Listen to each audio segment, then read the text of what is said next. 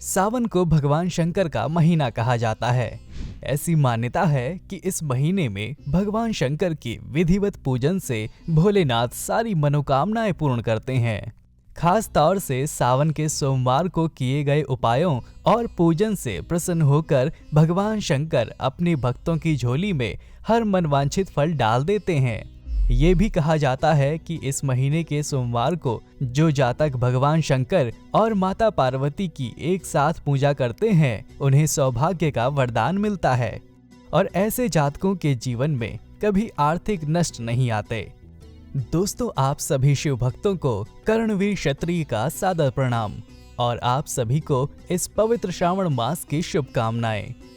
सावन के सोमवार को भगवान शंकर और देवी पार्वती की नियमित रूप से पूजा करने से उनकी अनुकंपा बनी रहती है और शादीशुदा जिंदगी में खुशहाली आती है। सावन सोमवार व्रत विधि। सबसे पहले व्रत रखने वाले व्यक्ति को सुबह जल्दी उठना चाहिए और नहाकर साफ वस्त्र धारण करने चाहिए। इसके बाद पूजा की सभी सामग्री तैयार कर लेनी चाहिए। इसके बाद व्रत का संकल्प लें और किसी शिव मंदिर में जाएं। वहां जाकर भगवान शिव को सफेद फूल, अक्षत और चंदन चढ़ाएं। इसके बाद भगवान शिव को प्रिय भांग और धतूरा भी चढ़ाएं। इसके बाद तांबे का लोटा लेकर उससे भगवान शिव का जल अभिषेक करें। पूजा के अंत में भगवान शिव को फल और मिठाइयों का भोग लगाएं और प्रसाद का वितरण करें। सोमवार व्रत कथा। किसी नगर में एक साहूकार रहता था। उसके घर में धन की कोई कमी नहीं थी, लेकिन उसकी कोई संतान नहीं थी, जिस वजह से वो बेहद दुखी था। पुत्र प्राप्ति के लिए वो भगवान शिव का प्रत्येक सोमवार को व्रत रखता था और पूरी श्रद्धा के साथ शिवालय में जाकर भगवान शिव और पार्वती जी की पूजा करता था। उसकी भक्ति देखकर माँ पार्वती प्रसन्न हो गई और भगवान शिव से उस साहूकार की मनोकामना पूर्ण करने का निवेदन किया। पार्वती की इच्छा सुनकर भगवान शिव ने कहा, हे पार्वती, इस संसार में हर प्राणी को उसके कर्मों के अनुसार फल मिलता है और जिसके भाग्य में जो है उसे भोगना ही पड़ता है। लेकिन पार्वती जी ने साहूकार की भक्ति का मान रखने के लिए उसकी मनोकामना पूर्ण करने की इच्छा जताई। माता पार्वती के आग्रह पर शिवजी ने साहूकार को पुत्र प्राप्ति का वरदान तो दिया, लेकिन साथ ही ये भी कह दिया कि उसके बालक की आयु केवल 12 वर्ष होगी। माता पार्वती और भगवान शिव की इस बातचीत को साहूकार सुन रहा था। उसे ना तो इस बात की खुशी थी और ना ही गम। वो पहले की भांति शिवजी की पूजा करता रहा। कुछ समय उपरांत साहूकार के घर एक पुत्र का जन्म हुआ। जब वो बालक 11 वर्ष का हुआ तो उसे पढ़ने के लिए काशी भेज दिया गया। साहूकार ने पुत्र के मामा को बुलाकर उसे बहुत सारा धन दिया और कहा कि तुम इस बालक को काशी विद्या प्राप्ति के लिए ले जाओ और मार्ग में यज्ञ कराओ। जहाँ भी यज्ञ कराओ वहीं पर ब्राह्मणों को भोजन कराते और दक्षिणा देते हुए जाना। दोनों मामा भांजे इसी तरह यज्ञ कराते और ब्राह्मणों को दान दक्षिणा देते काशी की ओर चल पड़े। रात में एक नगर पड़ा जहाँ नगर के राजा की कन्या का विवाह था, लेकिन जिस राजकुमार से उसका विवाह होने वाला था वो एक आंख से काना था। राजकुमार के पिता ने अपने पुत्र के काना होने की बात छुपाने के लिए एक चाल चली। साहूकार के पुत्र को देखकर उसके मन में विचार आया। उसने सोचा, क्यों ना इस लड़के को दूल्हा बनाकर राजकुमारी से विवाह करा दूं। विवाह के बाद इसको धन देकर विदा कर दूंगा और राजकुमारी को अपने नगर ले जाऊंगा।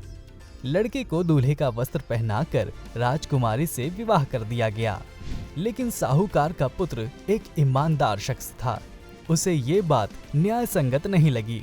उसने अवसर पाकर राजकुमारी की चुन्नी के पल्ले पर लिखा कि तुम्हारा विवाह मेरे साथ हुआ है, लेकिन जिस राजकुमार के साथ तुम्हें भेजा जाएगा वो एक आंख से काना है। मैं तो काशी पढ़ने जा रहा हूँ। जब राजकुमारी ने चुन्नी पर लिखी बात पढ़ी तो उसने अपने माता पिता को ये बात बताई। राजा ने अपनी पुत्री को विदा नहीं किया, जिससे बारात वापस चली गई। दूसरी ओर साहूकार का लड़का और उसका मामा काशी पहुंचे। वहां जाकर उन्होंने यज्ञ किया। जिस दिन लड़के की आयु 12 साल की हुई, उसी दिन यज्ञ रखा गया। लड़के ने अपने मामा से कहा कि मेरी तबीयत कुछ ठीक नहीं है। मामा ने कहा कि तुम अंदर जाकर सो जाओ। शिवजी के वरदान अनुसार कुछ ही क्षणों में उस बालक के प्राण निकल गए। मृत भांजे को देख उसके मामा ने विलाप शुरू किया। संयोगवश उसी समय शिवजी और माता पार्वती उधर से जा रहे थे। पार्वती ने भगवान से कहा, मुझे इसके रोने का स्वर सहन नहीं हो रहा, आप इस व्यक्ति के कष्ट को अवश्य दूर करें। जब शिवजी मृत बालक के समीप गए तो वो बोले कि ये उसी साहूकार का पुत्र है जिसे मैंने 12 वर्ष की आयु का वरदान दिया था। अब इसकी आयु पूरी हो चुकी है। लेकिन मातृभाव से विभोर माता पार्वती ने कहा, हे महादेव, आप इस बालक को और आयु देने की कृपा करें, अन्यथा इसके वियोग में इसके माता पिता भी तड़प तड़प कर मर जाएंगे। माता पार्वती के आग्रह पर भगवान शिव ने उस लड़के को जीवित होने का वरदान दिया। शिवजी की कृपा से वो लड़का जीवित हो गया। शिक्षा समाप्त करने के बाद वो लड़का अपने मामा के साथ अपने नगर की ओर चल दिया। दोनों चलते हुए उसी नगर में पहुंचे जहां उसका विवाह हुआ था। उस नगर में भी उन्होंने यज्ञ का आयोजन किया। उस लड़के के ससुर ने उसे पहचान लिया और महल में ले जाकर उसकी आवभगत की और अपनी पुत्री को विदा किया। इधर भूखे प्यासे रहकर साहूकार और उसकी पत्नी बेटे की प्रतीक्षा कर रहे थे। उन्होंने प्रण कर रखा था कि यदि उन्हें अपने बेटे की मृत्यु का समाचार मिला तो वो भी प्राण त्याग देंगे। परंतु अपने बेटे के जीवित होने का समाचार पाकर वो बेहद प्रसन्न हुए।